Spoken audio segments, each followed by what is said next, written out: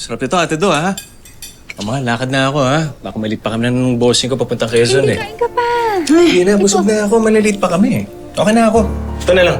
Eh, kailan ka uuwi? Siguro mga Lunes pa. May conference pa yung bossing namin, eh. Ang tagal. Sanay ka na. Ito, Do. Ate? Masanay ka na. Ito yung trabaho ko, eh. Bawi na lang ako sa'yo pagbalik.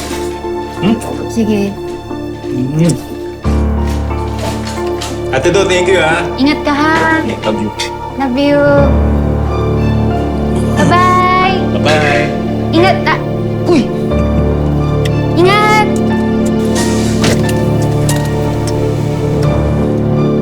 Uy, ate, ano ba yan? Huwag mong tingin ng ganyan. Titingin pa yan dito. Bye-bye.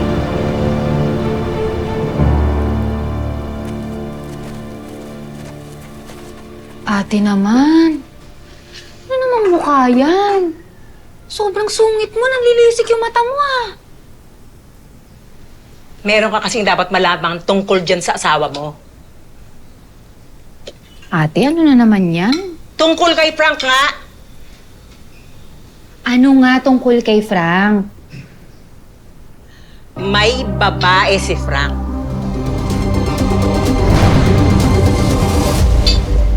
Ako ate, hindi maganda yung biro mo ha.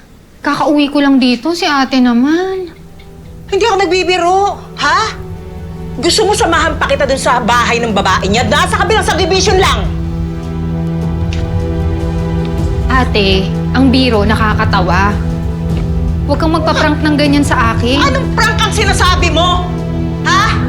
Ikaw ang pinaprank ni Frank. Ikaw.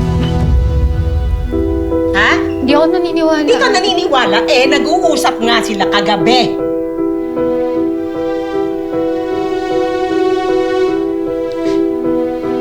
Hindi ako naniniwala, ate.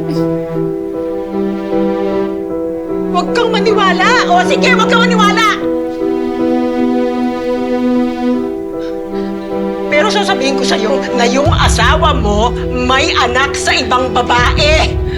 May anak sila, Aida. Ate naman eh.